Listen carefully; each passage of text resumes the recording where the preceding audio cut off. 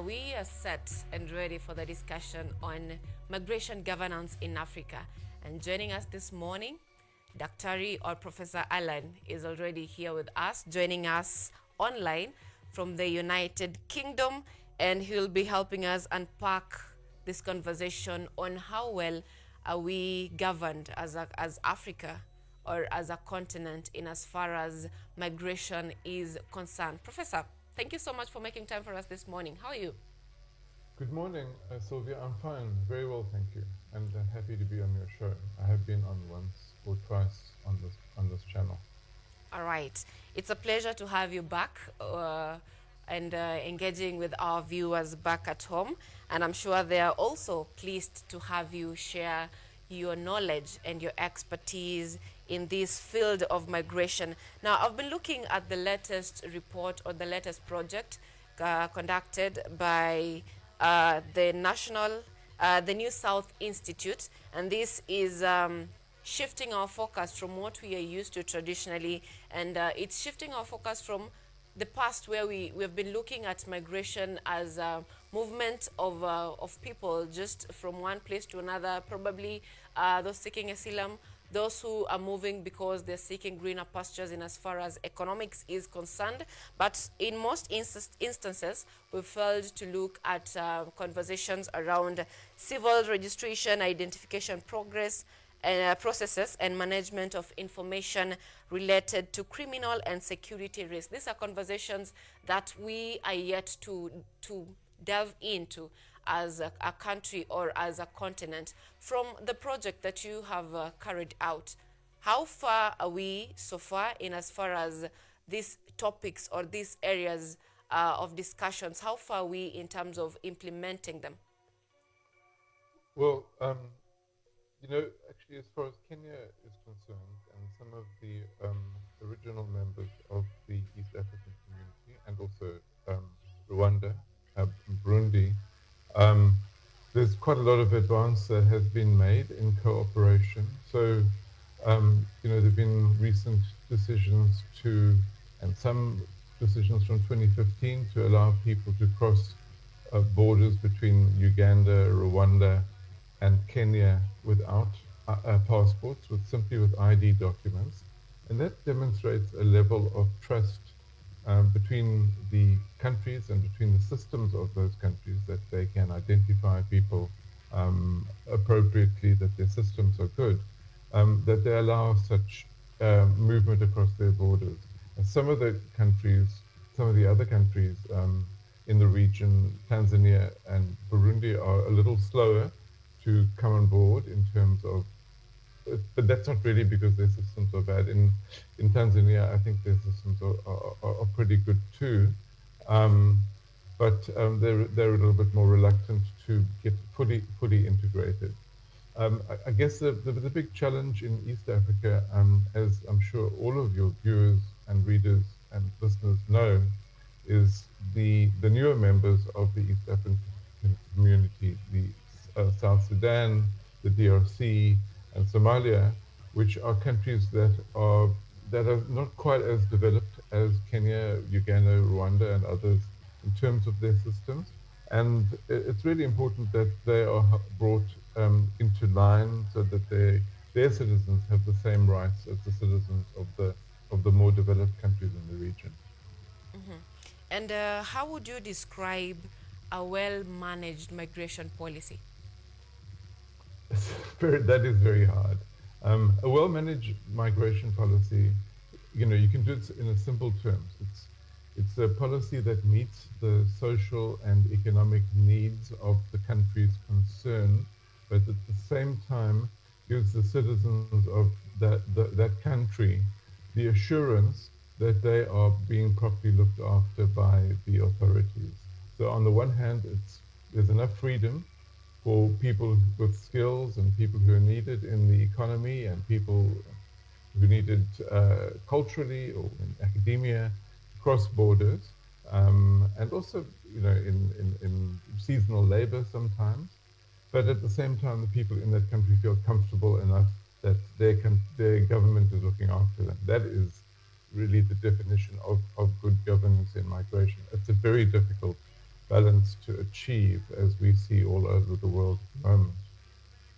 All right. You have mentioned of comfortability, that is of the people in a country that they're in. That is what makes a good policy. So if we are talking about comfortability, we for someone to be comfortable in a place, they need to feel the sense of I belong. And if we're talking about country in a country perspective, that is from identification. You're having your identity cards, or you are registered and you're identified, you're allowed to work freely. We've seen that as a challenge, and not just in Africa. We've also seen that in Europe. We've also seen that in the United States, where migrants really don't have the capability of working freely because they lack the identification. So, from the research that you have done, how well can we do this as Africans? Should we have a common identification as a continent, or how well can we do this? Well, I think that the East African community um, and the West African community, ECOWAS, are leading the way. There are common regional passports in those countries. So when you carry a passport, when you're a Kenyan carrying a passport, it's a passport that is common to the East African system. Um, Not all of the countries of East Africa are equally integrated into those systems. But compared with the rest of Africa, East Africa is quite advanced. The issues that you raised with Europe and North America, there, you know, those problems go quite deep.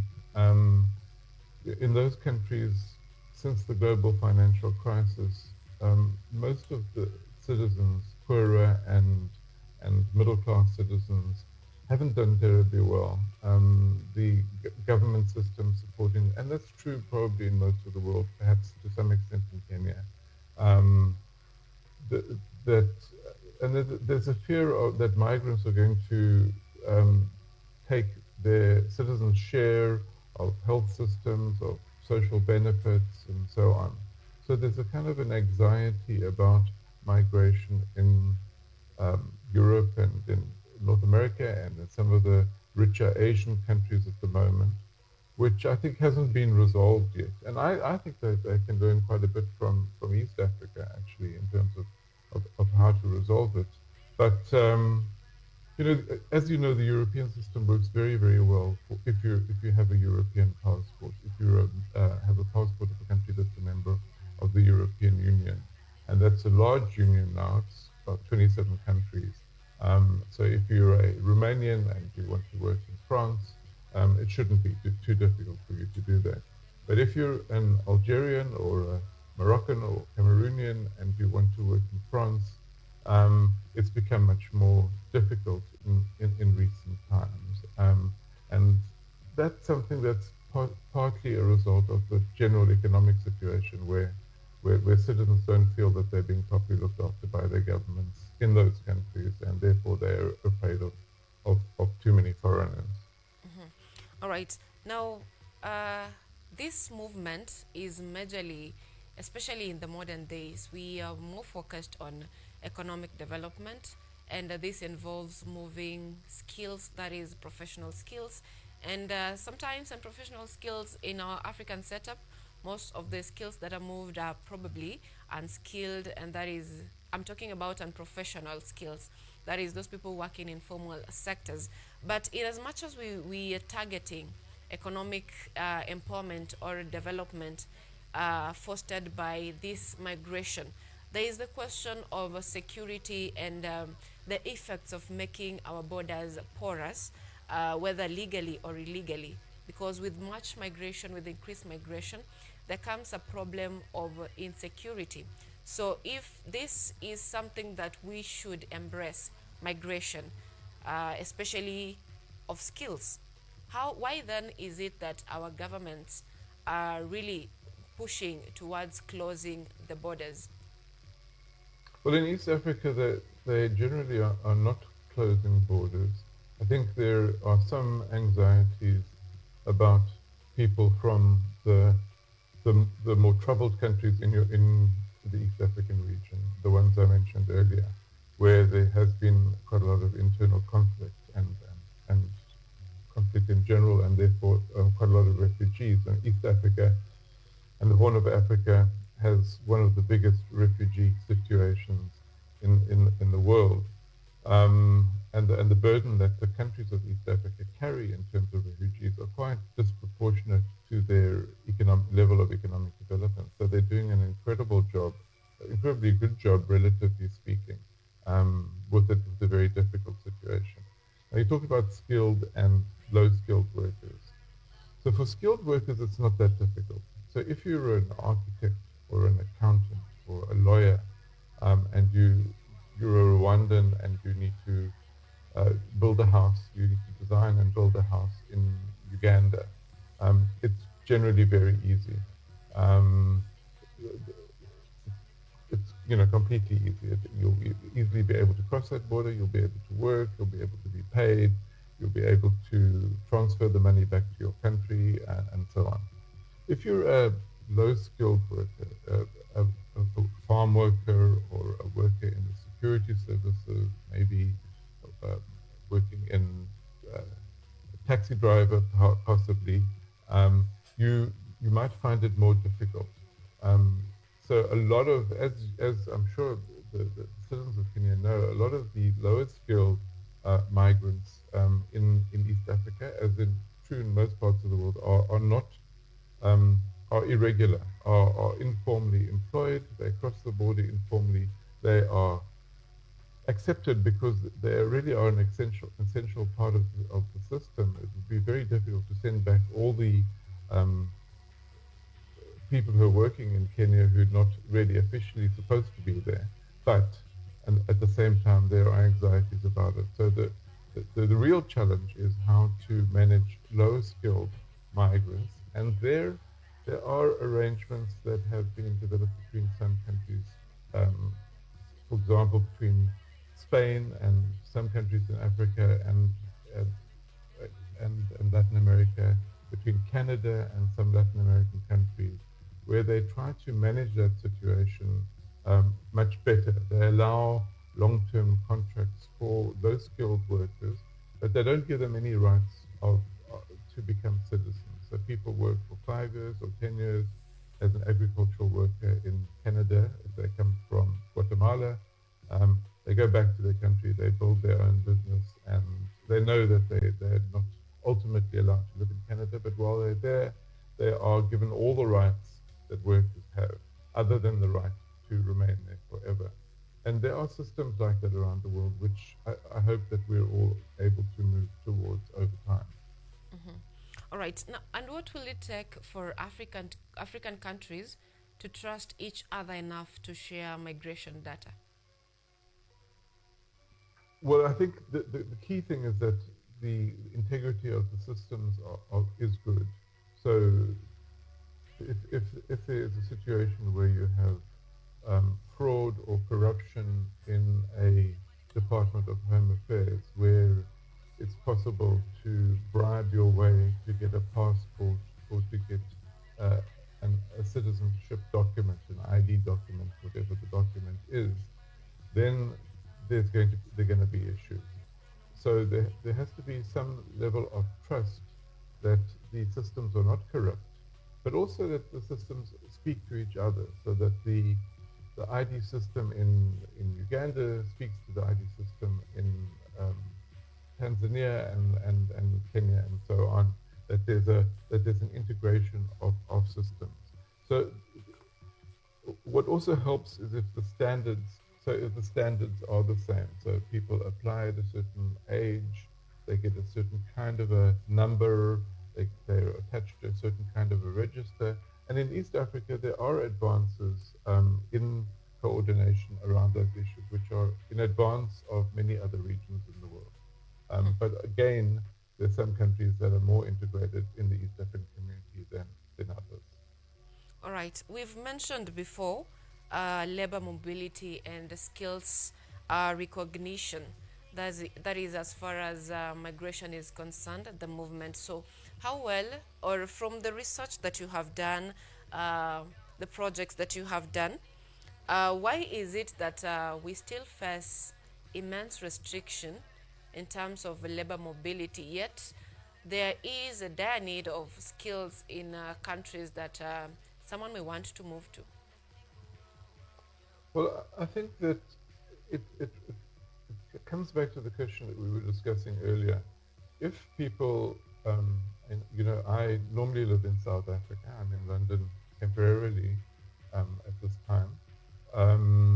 In South Africa, there is a level of unemployment of about somewhere between 30 and 40%, and for young people, it's even higher than that. And even though there are people who say an engineer from the DRC could get a job and take a job in South Africa um, that that nobody else in South Africa is able to do, or there may be a shortage of people with her skills. Um, there's a kind of a resentment and a kind of a fear because there's a sense that our jobs are being taken away. So it's very difficult in a country where the economy isn't doing very well to be as open as you would like to be in terms of skills. But we do have a system, say this is the South African example. We've recently introduced a system of points. In fact, I think it's still being introduced at the moment, but there's a commitment by the Home Affairs Department to say that if you have a certain number of points, that means you have a certain level of qualification and a certain level of experience that is relevant to South Africa, then there will be very little difficulty for you to come. So if you are, in fact, a DRC water engineer, and there's a huge need for water engineers in South Africa, it will be easy for you to not only come to South Africa, but also to get a job in South Africa and to be allowed to work. So we do have systems like the point system. We also have systems in East Africa. For example, there is a system where there are certain skills which have been identified by each of the countries in East Africa where people are easily able to move from one country to another. So Kenya will identify skills it needs, Uganda, etc. And those are some of the systems that have been developed to make it easier for skilled people to move, even though there are anxieties about migration. All right. And do you think there's any chance for it to be harmonized in terms of uniformity of labor and skills across different regions in Africa, be it East Africa, South Africa, North Africa? Is there a way in which the skills can be harmonized? Well, that's quite a challenge. So what we're talking about there is really the qualifications framework. So if I'm a South African and I have a master's degree in psychology and I want to get a job as a psychologist in Kenya, does Kenya recognize my psychology degree as being of a kind of a level that is appropriate? Or if I have a school leaving certificate from Rwanda, does that carry the same value as a school leaving certificate in Kenya? And that is a fairly difficult thing to achieve. So harmonization of qualifications framework is a difficult thing to achieve, but in countries which have reasonably good governmental systems and compared to much of the world, that is true in some of the East African countries and some other countries in Africa. Certainly in West Africa, in North Africa, in Southern Africa, there are quite sophisticated countries. It shouldn't be impossible to do that. Um, there's also issues of having similar systems for um, health in terms of health. And what if I'm a South African and I'm working in Kenya and I need access to the health system? Under what terms would that be allowed? And would a Kenyan be allowed similar terms in South Africa? So in those areas, we're not very advanced in Africa.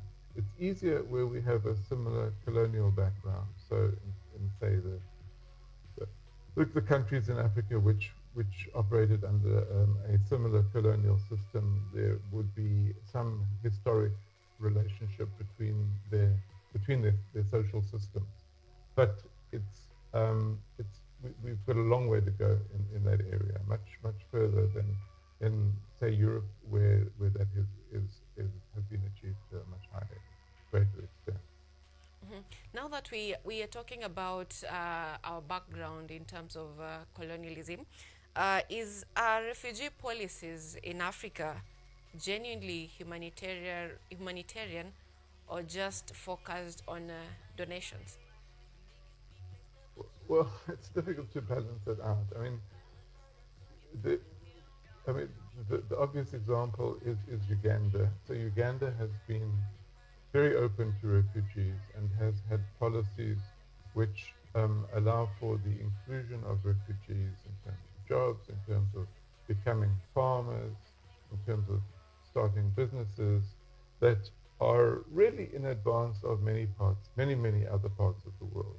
There are quite a lot of articles, academic articles about Uganda saying um, this is a benchmark that we should be aspiring to in other parts of the world. And then at the same time, you have the critics of Uganda. They say Uganda is gaming the system. Uganda gets lots of money from the UNHCR and from the IOM and from donor organizations.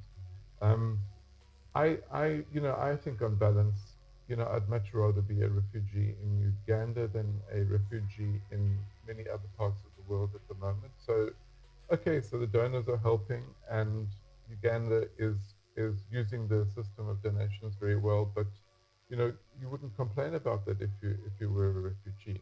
I think in most East African countries have done a pretty good job when it comes to managing the huge refugee issues that they've had to deal with.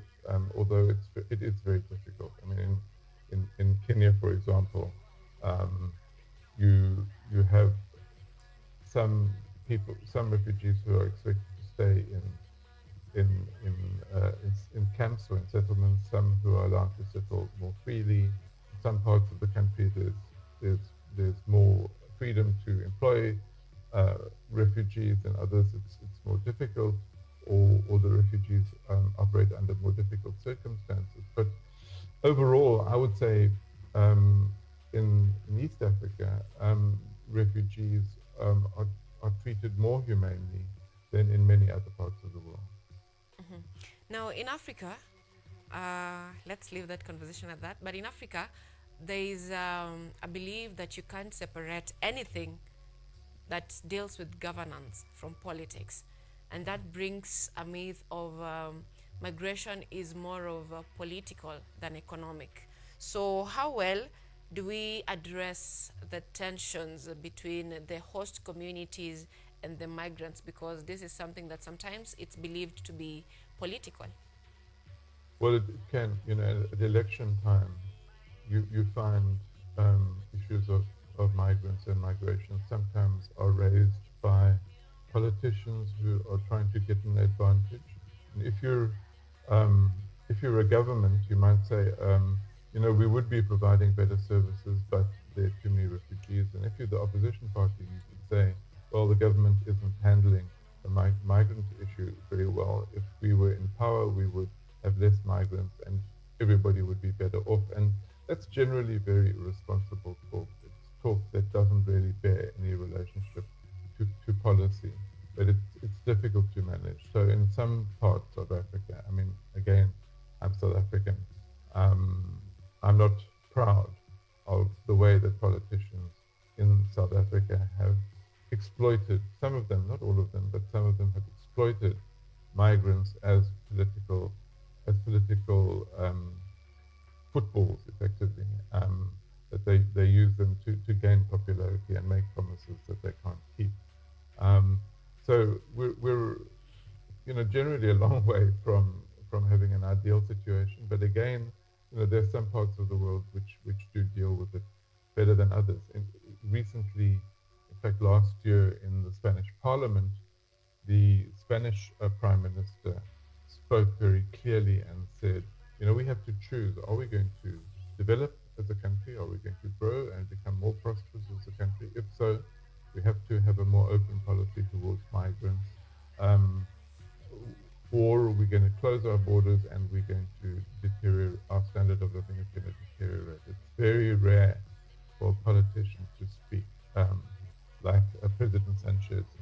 is in Spain. And I wish more politicians would be more open to their people, like he has been. All right. Recently, we've witnessed a situation in Kenya. Not just it didn't just affect Kenya, but it was a directive from the Tanzanian government that certain job opportunities will be restricted for foreigners, and it will only be allowed for Tanzanian nationals. And this created a really intense debate, especially from Kenya, because most of our business people just move downwards, if they go to Tanzania for businesses. And from your from where you sit, how does such directive interfere with regional economic development?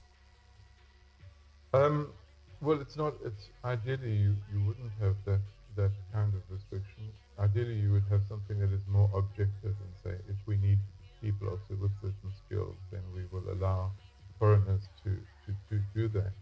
And Tanzania, as your listeners will know, hasn't been quite as enthusiastic about all the aspects of East African integration as the three countries which have been really at the core of it, Uganda, Kenya, and Rwanda. And from time to time, politicians do things which are quite difficult to understand from the outside, but they're often related to domestic politics. There's quite a lot of competition in Tanzanian politics at the moment, and I think politicians are grasping at issues which they hope will make them more popular, but probably aren't aren't really going to be implemented effectively, and are not really in the interest of their people or their country. And do you think African leaders really want the movement of people from one country to another, or it's just words they give to their citizens? No, I think that there's increasing openness in Africa. We're a long way from where we should be, but there've been even in Southern Africa where we can travel across borders without visas, we still have to carry passports. But a couple of years ago, Botswana and Namibia agreed that citizens could cross borders with ID documents only. That's been expanded to other countries in the Southern African region. Um, I think Zambia and Namibia made a similar commitment last year. I think that there is a level of commitment, but it's much easier to do it with people in your neighborhood, in your regional community, than it is across Africa as a whole. So the countries which have opened their borders, um, like several countries in East Africa, the countries which have opened their borders to visa-free travel from any other country in Africa are at the are the most progressive in terms of those kinds of policies. Um, and I think that we are moving in the right direction in Africa, but the movement is very slow. Mm-hmm. And what incentives could get members of a regional bloc, all of them moving in the same pace? Well, that's very hard. I don't think they should be forced to move at the same pace. So I think the fact that um, some countries in East Africa have moved ahead of other countries in East Africa is okay, as long as there's a general commitment in the long run we're going to get there. Because um, when a few countries, say the example I gave of Namibia and Botswana, if a couple of countries in a region do something and it works, then other countries in the region are going to say, okay, and their people are going to say, okay, it's working, why don't we do that as well? So I don't think we all have to move forward at the same pace. But as long as we are moving forward, that's what's important. And it is easiest to move forward at a regional level.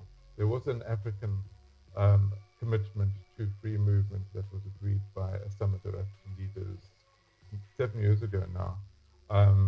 That hasn't advanced very rapidly because it's much more difficult to contemplate free movement between countries that are very far apart, that have very little social or cultural or commercial contact with each other. It's much easier to build from the regions and then for the continent as a whole. All right. right. Now, you said that it is very hard for countries in a region to move at the same pace.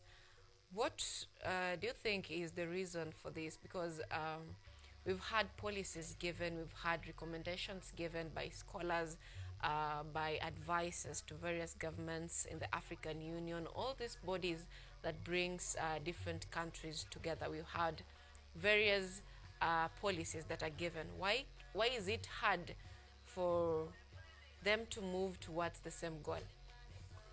Um, I think one of the reasons is that there are very high levels of inequality between countries, not only within countries but between countries in Africa. So, for example, um, in the East African community, countries like Kenya have uh, average incomes which are maybe 10 times higher than the poorer countries in the region. So there can be a concern about those inequalities. And then to get back to the topic that we were started off with, there may be concerns about their systems of management. Does the country that you are partnering with have proper civil registration systems? Is the ID document and passport system open to corruption, or is it a system that has integrity? Those are some of the issues that do constrain us, and that's why we should be cooperating in terms of moving forward. So, if some of the countries in East Africa have systems that are not as advanced as others, there should be cooperation between those countries and between some donors, if there still are donors who are going to help as well, to bring the countries in line with each other, that there is a higher level of trust. All right. Now, as we bring this to an end, um, what is the biggest lie from your assessment? What is the biggest lie that Africans tell themselves about migration? What's the biggest lie that Africans tell themselves about immigration? Well, I think the biggest lie is those people who are afraid of foreigners because they are foreigners. I don't think that that's uniform in Africa. I think that many Africans identify as Africans, and that for middle class people it's very easy. I think for poor people, that fear of foreigners taking their social services and their jobs is something which is a bit of a lie, because usually the problem with the social services and the jobs isn't that foreigners are taking it, there just aren't enough of them. So I think that's the biggest lie that we tell ourselves, is if we are poor and we can't get access to certain things, that the reason is that foreigners are getting those accesses. All right. That is quite fair. And from your assessment and from your research that you have done in relation to migration for a number of years, almost 10 years and more, what do you think is the strongest recommendation you'd give to African countries to allow open borders that allows free trade and economic development and integration of different cultures to allow a whole prosperity as to allow prosperity as a region, not just as one state or as East African countries, but Africa as a whole? Well, I think that we can move as Africa as a whole, but we have to build from our regions and our neighborhoods. Uh, Many years ago there was a debate between President Nyerere of Tanzania and President Nkrumah of Ghana in the 1960s. So that's 60 plus years ago. Um, Nkrumah said we must move towards an African Union, or a union of African countries, as quickly as possible. And Nkrumah said, and each of them obviously had groups that supported them. Nkrumah said, no, we must build integration on a regional basis, and then when we're ready, we develop those relationships between regions and between countries of different regions. And I think that Nkrumah has proved to be right. I think it is much easier to build from the bottom upwards And, we have 54, 55 countries in Africa. It's a huge continent with a huge number of countries speaking different languages. We have to build from the bottom, and eventually we will get there if we are committed to do that. But it's probably easier to do it at a regional level than at a continental level. Although, obviously, bilateral relationships between South Africa and Kenya or South Africa and Ghana have improved enormously. I mean, I can now travel to Ghana without a visa. Kenyans can travel to South Africa without a visa. Um, there are improvements for longer distance travel, but those are usually in the more advanced countries and for middle class people. But we'll get there. I think we in Africa are heading in the right direction, whereas some people in other parts of the world have been heading in the wrong direction. All right. I really love how hopeful you are. And what would you advise, or you've given us the advice, and now at this time, I'd like you to give us any final remarks based on your research, based on your assessment, any final remarks or something that we have left out for our viewers back at home. Well, I just want to mention that the report that we recently wrote on East Africa is part of a series of African reports. We've done a number of country studies and we've done a number of studies of regions. And what we've learned from this is that Africans can learn from each other, that the achievements of East Africa or West Africa are relevant to the progress that North Africa or Southern Africa are able to make. So if we're able to meet and engage and exchange information and learn from each other in Africa, we can make tremendous advances. We don't have to try to copy the rest of the world all the time. All right, and I love that people are able to learn from each other as a country, and it all begins from a single state, how you're managing your migrants in the country that you are before uh, allowing intertrade between one country and another. Thank you so much, Professor, for making time for us this morning. I know it's so early for you from where you are, and it is always a pleasure to have you talk to our viewers right here on Biashara Tuesday. Thank you very much, and I hope they all have a good day. All right, wishing you the very best of your day as you proceed with the rest of your activities that are planned for the day. Right here on Biashara Tuesday, we are going to take a very short break and we'll be back with a future that I told you about. And that future is on what is not told about the sports, especially the African sports, and that is football that we are talking about. We'll be looking at that future later on. We'll be taking a look at what is shaping our world of news and governance, and that is on the newspaper review. That coming up shortly after the break.